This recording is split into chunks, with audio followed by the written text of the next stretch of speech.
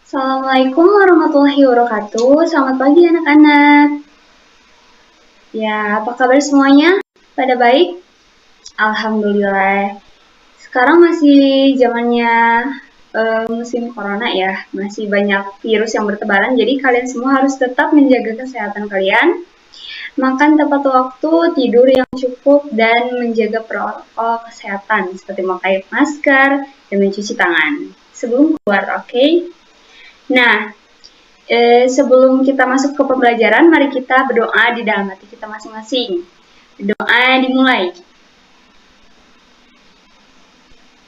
Doa selesai, oke? Sebelumnya Ibu mau absen dulu. Ada Reza? Ada, oke.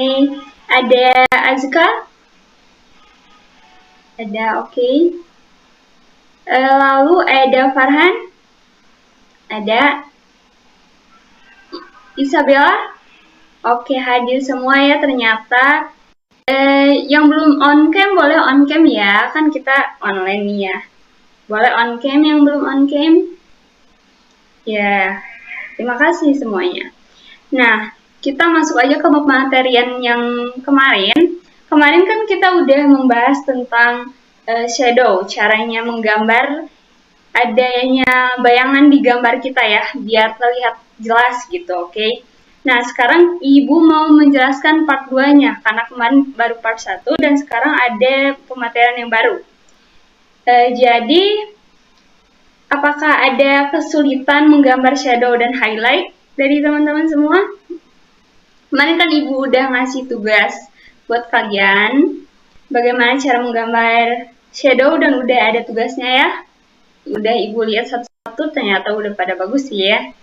Cuman kalau misalkan ada yang perlu ditanyakan, nanti ditanyakan di akhir pematerian, oke? Oke, kita lanjut. Kita mengingat dulu nih pengertian teknik siluet yang kemarin. Jadi teknik siluet ini pembuatan gambar dengan cara menggambar secara keseluruhan dari suatu benda dalam bentuk bidang yang dihitamkan. Jadi kemarin tuh ada gambar-gambar yang tidak ada bayangan itu jadi terlihat kurang real gitu ya. Jadi kita belajar tentang ini tuh karena itu.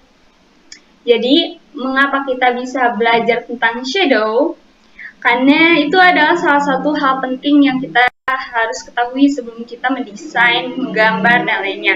Karena itu bisa membuat gambar kita lebih realistis. Oke. Nah, jadi kemarin juga kita membahas ada siluet positif dan siluet negatif ya. Udah kita bahas sebelumnya, udah pada tahu itu apa aja. Ada dua, ada perbedaannya juga. Oke. Nah, jadi kita masuk ke pematerian baru. Semuanya udah siap? Siap? Oke, lanjut. Nah, di sini yang pertama Ibu mau membahas tentang cahaya berbagai arah. Nah, di sini kan ada gambar tabung tuh. Bisa dilihat ya. Ada beberapa titik cahaya di tengah, di atas, dan di pinggir. Tapi tabungnya itu berjajaran di sekitarnya ya. Nah, berarti kita harus menyesuaikan bayangannya dari sumber cahaya itu. Nah, ini ada sumber cahaya di tengah, berarti yang gambar di sebelah kanan, bayangannya ke kanan, kayak gitu ya. Jadi berlawanan arah dari sumber cahaya. Mengerti ya? Jadi menggambar bayangan sebuah bentuk dengan sumber cahaya yang berbeda itu memang berbeda-beda ya, enggak. Misalkan yang cahaya yang di atas bayangannya ke kanan, misalnya kayak enggak sinkron gitu ya. Jadi emang ada tekniknya, bisa dilihat ya. Yang kedua, di sini yang kedua ada bayangan dengan pada benda. Benda itu maksudnya benda yang disatukan gitu. Biasanya kan kita kemarin membahas satu-satu aja bentuk, lingkaran aja, ada yang kubus aja. Nah, sekarang kita satukan jadi 3 tumpukan kayak gini. Karena jika satu benda dan benda lain ditumpukan, bayangannya juga akan berbeda gitu, akan nambah bayangannya. Bisa dilihat sendiri, oke?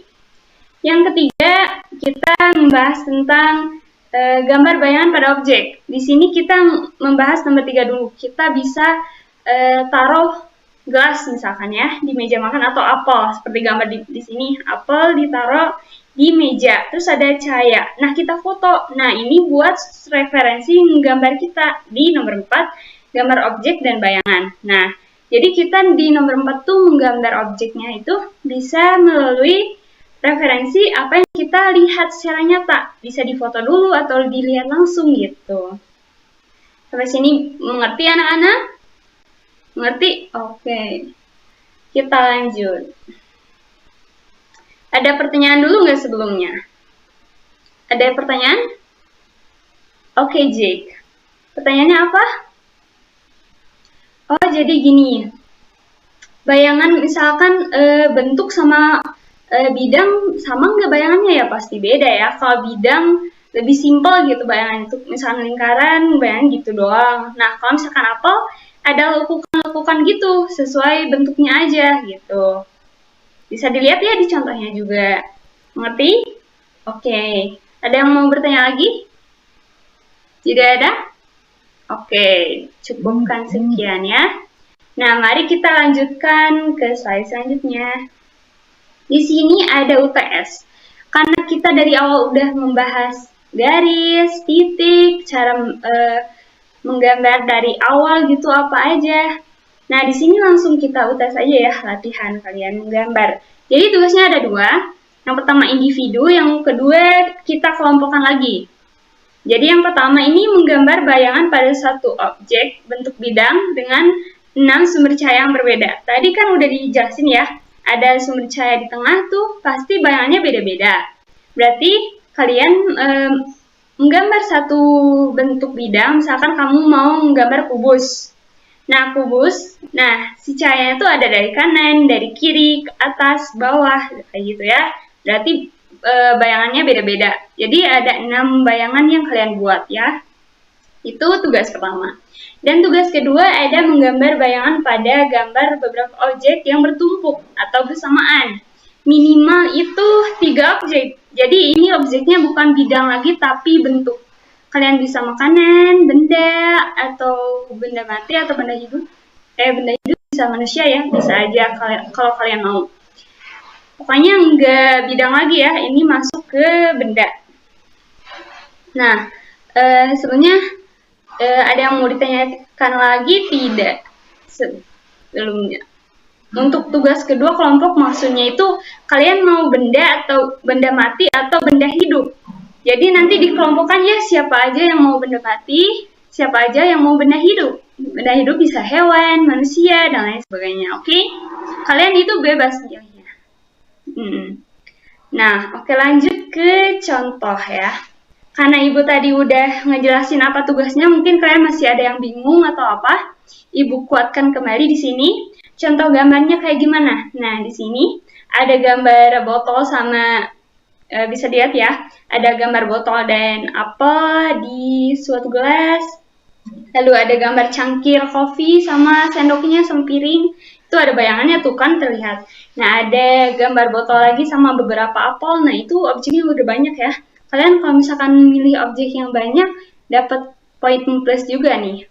Itu contoh gambarnya ya. Tapi jangan sama ini, jangan sama ini. Kalian bisa cari referensi lain. Oke, di next. Yang contoh gambar selanjutnya ini ada gambar ada warnanya gitu. Yang sebelumnya kan nggak ada warnanya. Kalian bisa menggunakan pewarna kalau mau di gambar kalian. Kalau misalkan lebih bagus digambar nih, diwarnain, kalian udah jago mewarnai, boleh diwarnai langsung ya. Karena emang materi mewarnai belum kan. Boleh diwarnai langsung atau misalkan kalian gak ada waktu Bu, ya udah hitam putih aja yang pakai pensil karena kita masih belajar di pensil ini. Ibu nggak akan menambahkan poin atau apapun. Kalau mau mewarnai boleh, kalau enggak juga tidak apa-apa. Oke. Nah, sampai sini aja penjelasan dari Ibu. Jadi kesimpulannya hari ini pembahasan tentang shadow, di mana kita ada sumber cahaya, mengingat bagaimana sumber cahaya itu datang dari mana, lalu gambar objek dengan bayangan yang berbeda, kayak gitu ya. Jadi kesimpulannya kita sebelum mendesain, sebelum menggambar, kita harus tahu teknik-tekniknya sebelumnya gitu. Dan shadow ini salah satu teknik yang harus kita ketahui. Sebelumnya ada yang ingin bertanya? Tidak? Oke. Jika tidak ada yang ingin bertanya, Ibu tanya dulu ya. Nah, Ibu mau cek pengetahuan kalian. Untuk Lihiseng. Jadi siluet positif sama siluet negatif tuh apa sih perbedaannya? Oke, benar sekali. Berarti kamu memperhatikan Ibu. Oke, berarti kalian udah paham ya? Paham banget sampai sini. Ibu tutup aja.